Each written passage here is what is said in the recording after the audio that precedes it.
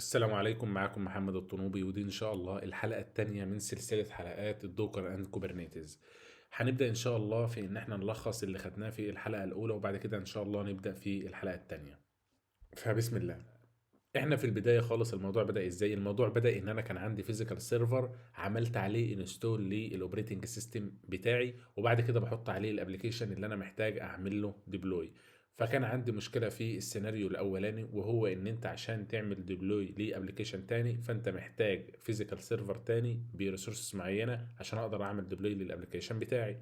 وعشان اعمل ديبلوي لابلكيشن تالت فانت محتاج فيزيكال سيرفر تالت عشان تعمل ديبلوي للابلكيشن ده.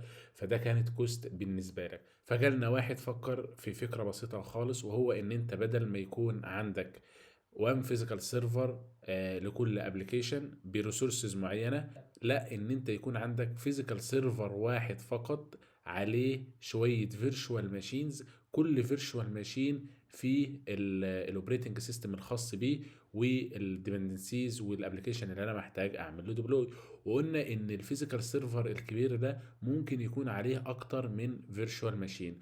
وقلت ان انا عشان اكريت الفيرتشوال ماشين ده فانا محتاج منك حاجتين. محتاج منك الهايبرفايزر لاير، وقلنا ان الهايبرفايزر لاير ده هو اللي بيفرشلايز الهاردوير الخاص بالفيزيكال سيرفر الكبير ده.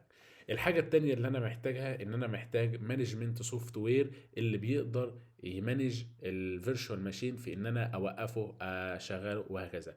طيب، هل السيناريو التاني ده كان فيه مشاكل ولا هو تمام كده ووقفنا؟ لا، ظهر ان في عندي مشكلة في السيناريو التاني، وهو ان كل الريسورسز اللي بيسحبها الفي ام اي عشان تقوم لي الابليكيشن مش كلها رايحة لي ان انا اقوم الابليكيشن، ولكن في شوية بيبقوا رايحين للاوبريتنج سيستم، شوية رايحين للديبندنسيز، وبعد كده شوية اخرى رايحين فين؟ للابليكيشن اللي انا محتاج اعمل له ديبلوي. فده برضو بالنسبة لي ويست الريسورسز، لان انت كل اهتمامك في الاخر ايه؟ ان الابليكيشن بتاعك يتعمل له ديبلوي.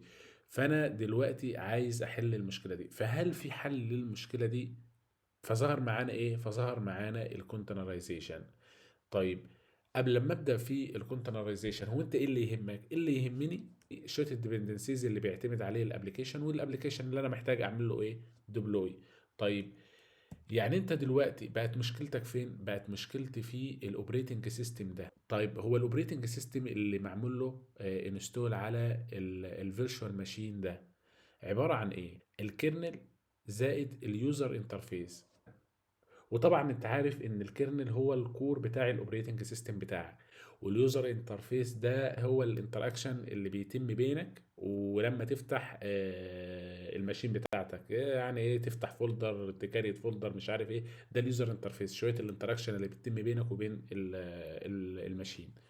وطبعا بما انك انت مش محتاج اليوزر انترفيس في حاجه، فانت كل اهتمامك بقى منصب على ايه؟ على الكيرنل بتاعك. انت بس محتاج الكيرنل اللي هتقوم عليه الابلكيشن، انت مش محتاج اليوزر انترفيس في حاجه. انا محتاج بس الايه؟ الكيرنل اللي عليه شويه الديبندنسيز والابلكيشن انا محتاج اعمله ديبلوي. يبقى احنا كده يا شباب وصلنا ان انا ما عدتش محتاج الاوبريتنج سيستم ككل اللي هو عباره عن الكيرنل واليوزر انترفيس، ولكن انا محتاج بس الكيرنل اللي انا هحتاجه عشان اعمل عليه ديبلوي للابلكيشن بتاعي. ودي اصلا فكره عمل ايه؟ فكره عمل الكونتينر. برضو مش فاهم يعني ايه كونتينر؟ بص يا سيدي، من الاخر الكونتينر ده عباره عن ايه؟ عباره عن صندوق زي ما انت شايف، فيه شوية لايرز. اللاير الأولانية بتبقى فيها شوية الديبندنسيز واللايبراريز اللي الابليكيشن بتاعك بيعتمد عليها، وبعد كده اللاير اللي فوقيها بقى الايه؟ الابليكيشن اللي انا محتاج اعمل له ديبلوي. طيب، هو الديبندنسيز دي يا شباب بتكون عباره عن ايه؟ شويه الريكويرمنت اللي بيحتاجها الابلكيشن عشان يتعمل له ديبلوي، زي مثلا الاوبريتنج سيستم كيرنل مثلا، او شويه من اليوزر مود زي مثلا السيرفيسز اللي بيحتاجها الكونتينر عشان يتعمل له ايه؟ يتعمل له رن. يعني اي حاجه ناقصه بيحتاجها الابلكيشن، فدي بتكون من ضمن الايه؟ الديبندنسيز اللي الكونتينر بيطلبها. وطبعا كل كونتينر بيبقى ليه ديبندنسيز او ريكويرمنت مختلفه عن الابلكيشن التاني او الكونتينر الايه التاني. انا عايزك تفكر في الاخر كده، الكونتينر عباره عن ابلكيشن او الابلكيشن هو عباره عن كونتينر. انا برضو عايز انوه لك لحاجة، ان احنا قلنا ان الكونتينر ده هو عبارة عن شوية لايرز. اللاير الاولانية بتكون فيها الديبندنسيز واللايبريز اللي بيحتاجها الابليكيشن اللي انا محتاج اعمل له ديبلوي. وقلنا ان الديبندنسيز ده ممكن تكون جزء من الاوبريتنج سيستم زي الاوبريتنج سيستم كيرنل، او ممكن تكون حاجه من اليوزر مود زي مثلا شويه سيرفيسز بيحتاجها الابلكيشن مثلا ان انا محتاج اعمل له ديبلوي. وبعد كده بيكون في فوق اللاير دي بتكون في شويه لايرز تانية بيحتاجها برضو الايه الابلكيشن. طيب اللايرز دي لما بتعمل لها بيلد، فناتج البيلد ده ايه؟ ايمج. يبقى اذا هو الايمج ده عباره عن ايه؟ الايمج ده هو عباره عن الباكج بتاع الابلكيشن بتاعك، واللي بتكون عباره عن شويه ايه؟ شويه لايرز فوق بعض عشان اقدر اوصل للشكل النهائي للايمج بتاعتي. بدأت بايه؟ عملت قابل ايه؟ نزلت ايه؟ هفتح بورت ايه؟ وهكذا. طيب انا عاوز بس انوه لك على حاجه بسيطه خالص، وهي ان احنا قلنا ان الكونتينر بيتكون من شويه لايرز. ان اول لاير في الكونتينر دي بتكون البيز ايمج بتاعتك، وبعد كده بقى بتلاقي لايرز تانية زي مثلا كوبي فايل او اد فايل او تران كوماند معين. كل ده هتلاقيه ان شاء الله في الحلقه بتاعت الدوكر فايل، هنتعرض للحاجات دي يعني. فاي تشينج بتحصل في اللايرز دي فهو بيروح يزود لك لاير تانية جوه الايه؟ جوه الكونتينر. طيب ده هيودينا لايه بقى؟ لما انا اعمل بيلد لللايرز دي، فناتج عمليه البيلد دي ايه؟ ناتج عمليه البيلد دي الايمج. طيب لما تيجي تعمل رن للايمج دي، فناتج عمليه الرن ده ايه بقى؟ الكونتينر بقى اللي ايه؟ الشكل النهائي بقى لعمليه الرن للايمج بتاعتك. طب ده هيودينا لسؤال مهم برضو. انت خلصت مرحله البيلدنج للايمج بتاعتك ومحتاج اعمل لها رن، فناتج عمليه الرن ده ايه؟ كونتينر. يبقى اذا الكونتينر في الاخر ده عباره عن ايه؟ عباره عن ايمج ولكن في حاله الرن تايم. يبقى اذا انت عندك الايمج لو اتعمل له رن، يبقى انت اذا الايمج دي اتحولت واصبحت كونتينر. طب ده هيوصلنا لسؤال مهم جدا برضو، هو مين اللي بيقدر يمانج الكونتينر ده؟ لان لو تتذكر ان احنا كنا قلنا في حته الفيرشواليزيشن ان انا عندي مانجمنت سوفت وير هو اللي بيمانج الفيرشوال ماشين، اوقف الفيرشوال ماشين ده امتى، اشغلها امتى، وهكذا. طب في حالتنا هنا في حاله الكونتينر، مين المسؤول بقى عن حته المانجمنت للكونتينر؟ هقول لك يا سيدي ان هو الدوكر. طب ايه هو الدوكر ده؟ الدوكر ده هو عبارة عن تول او شوية تولز كده بتحقق لك انك تعمل ايزوليت للريسورسز بتاعتك، بحيث ان هي تسمح للابليكيشن بتاعك انه يتعمل له باكج مع الكود بكل الديبندنسيز اللي محتاجها عشان تقدر تشغله على اي انفايرمنت. طيب خليني اوضح لك بصورة تانية شكل شكل الدوكر يعني. شايف السفينة اللي تحت دي بشوية الكونتينرز اللي فوق؟ هو ده بقى نفس الفكرة اللي بنتكلم عنها بالظبط. انت عندك سفينة اللي هي الدوكر، عليها شوية كونتينرز، جوه كل كونتينر الكود والديبندنسيز واللايبريز بتاع الابليكيشن اللي هو محتاجها. وفي نفس الوقت هتلاقي ان كل كونتينر بيكون ايزوليتد عن الكونتينر اللي جنبيه. ولاحظ ان كل الكونتينرز دي بيشيروا نفس الريسورسز، وهي وهي السفينة. تمام تاني. يبقى اذا ايه هو الدوكر؟ الدوكر ده هو عبارة عن تول او شوية تولز بتحقق لك انك تعمل ايزوليت للريسورسز بتاعتك، بحيث ان هي تسمح للابليكيشن بتاعك انه يتعمل له باكج مع الكود بكل الديبندنسيز اللي محتاجها عشان تقدر تشغله على اي انفايرمنت. وهتلاحظ ان كل كونتينر جنبيه كونتينر تاني، بس هم ايزوليتد عن بعض. يعني الكونتينر ده ما يعرفش اي حاجة عن الكونتينر التاني، ده ايزوليتد عن ده. طيب لو لاحظت برضو هتلاحظ ان كل الكونتينرز بيشيروا نفس الريسورسز، وهي السفينة. تمام. طب خلينا نبدأ بقى في الاركتكشر الخاص بالدوكر. بص يا سيدي، انت لما تيجي تعمل انستول للدوكر، يعني مثلا لو انت مثلا عملت انستليشن للدوكر عن طريق الماك، فبتعمل برو انستول دوكر مثلا، فانت بتعمل انستول لحاجة اسمها الدوكر انجن. طب ايه هو الدوكر انجن ده؟ الدوكر انجن ده هو اللي بيمانج الكونتينرز يعني يوقفها لك، يشغلها لك، وهكذا. انا بقى هوضح لك الدوكر انجن ده من جوه بقى، الاركتكشر بتاعه ماشي ازاي.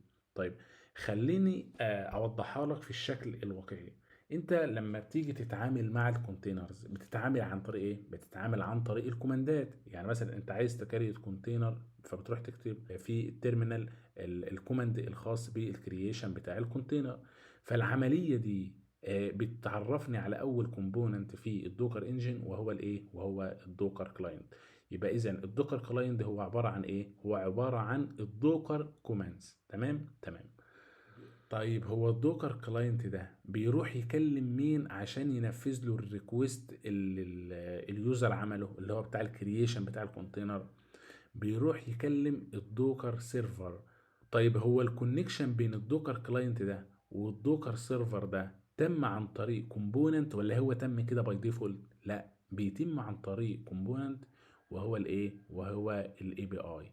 يبقى خلينا نراجع تاني احنا لحد دلوقتي خدنا ثلاثة كومبوننتس. ايه هو؟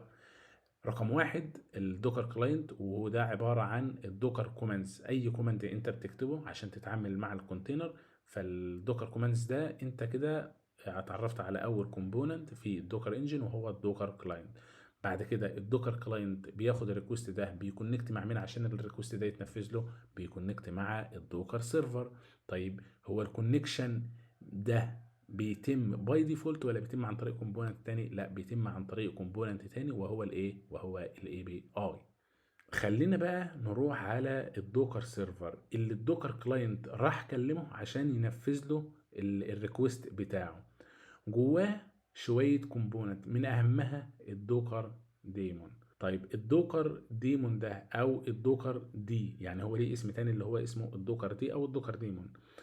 ده هو اللي بيستقبل الريكوست اللي جاي من الاي بي اي او الدوكر كلاينت، وبيروح يهندل الريكوست ده عن طريق ان هو بيروح يبصيه لكونتينر ران تايم. ولما اقول لك كونتينر ران تايم يعني مثلا زي الكونتينر دي مثلا، او زي الايه، او زي الدوكر مثلا. وظيفتها ايه؟ وظيفتها ان هي بتمانج الكونتينرز بتاعك، يعني تعمل لك ريموف للكونتينر، تستارت كونتينر، تستوب كونتينر، وهكذا.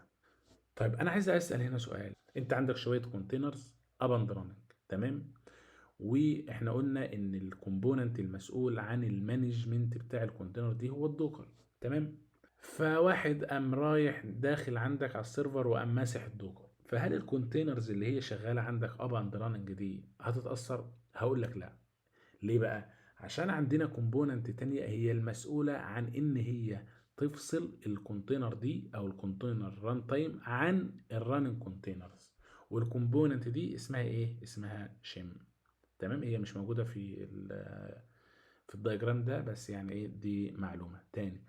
يبقى اذا عرفنا اكتر من كومبوننت جوه الايه، جوه الدوكر سيرفر ده. في كومبوننتس تانية جوه الدوكر سيرفر زي الفوليومز، ودي عشان اعرف اسيف الداتا. في كومبوننتس زي النتورك عشان الايه، الكوميونيكيشن اللي بيحصل بين الايه، بين الكونتينرز وبعضها. خلينا نروح سؤال تاني. هي الايمجز دي بتجيلنا منين؟ هقول لك ان هي بتجيلنا من الريجستري. والريجستري ده بتكون جواها الايمجز اللي انا بقدر ابول او ابوش على الريجستري دي الايمجز بتاعتي. طيب احنا عندنا اكتر من نوع من الريجستري. عندنا الديفولت ريجستري للايمجز بتاعتك وهي الدوكر هاب، وعندنا ودي الاشهر يعني. وعندنا ريجستريز تانية خلاف الديفولت 1 زي الامازون الاستيك كونتينر ريجستري او الاي سي ار. عندنا الجي سي ار اللي فور جوجل، وعندنا ايجر كونتينر ريجستري، وعندنا الجي فروج، وعندنا الايه، النكسس. احنا عندنا اكتر من ريجستري، سواء كانت بابليك او سواء كانت ايه، برايفت. وبرضو يعني الاشهر في البرايفت هتلاقيها دايما في الاورجنايزيشن، زي مثلا بيكونوا مستخدمين جي فروج او نكسس او اي سي ار يعني. طيب يا شباب، احنا كده وصلنا لنهاية الحلقة التانية من سلسلة حلقات الدوكر ان كوبرنيتس. تعالى بس نراجع كده احنا خدنا ايه.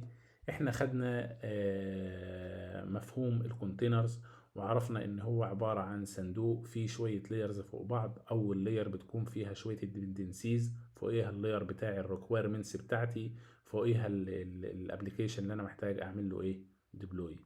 عرفنا بعد كده يعني ايه ايمج، وقلنا ايه الفرق ما بين الايمج وما بين الكونتينر. وعرفنا بعد كده ايه هو الدوكر، وقلنا ان هو السوفت وير اللي بيقدر يمانج الكونتينر بتاعي. دخلنا بعد كده في الاركتكشر الخاص بالدوكر، وعرفنا مكوناته ايه، وقلنا ان اهم مكوناته هو الدوكر كلاينت، وده عبارة عن الدوكر كوماندز اللي انا بكتبها على التيرمينال او السي ال اي. وخدنا كومبوننت تاني هو الاي بي اي، وده اللي بيكونكت الدوكر كلاينت بالدوكر سيرفر. وقلنا ان الدوكر سيرفر ده بينفذ الريكوست اللي طلبه الدوكر كلاينت عن طريق شوية كومبوننتس جوه الدوكر سيرفر. اهم الكومبوننت اللي جوه الدوكر سيرفر ده الدوكر دايمون او الدوكر دي، وده هو اللي بيستقبل الريكوست اللي جاي من الاي بي اي. وفي كومبوننت تانية جوه الدوكر سيرفر زي الكونتينر ران تايم، وده هي اللي بتمانج الايه الكونتينرز ذات نفسها. عرفنا ان في كومبوننتس تانية زي النتورك، وده عشان الكوميونيكيشن بتوين الكونتينرز. وبعد كده دخلنا في حتة الريجستري، وعرفنا ان انا بقدر ابول وبوش الايمجز بتاعتي على الريجستري. عرفنا الديفولت 1 وهو الدوكر هاب، وعرفنا ان في برايفت ريجستريز ممكن ابوش الايمجز بتاعتي عليها زي الاي سي ار وزي الجي فروج او النكسس ما الى خلافه. اتمنى ان شاء الله يا شباب تكون الحلقه مبسطه، واشوفكم ان شاء الله في الحلقه الثالثه من سلسله حلقات الدوكر اند كوبرنيتس. السلام عليكم ورحمه الله وبركاته.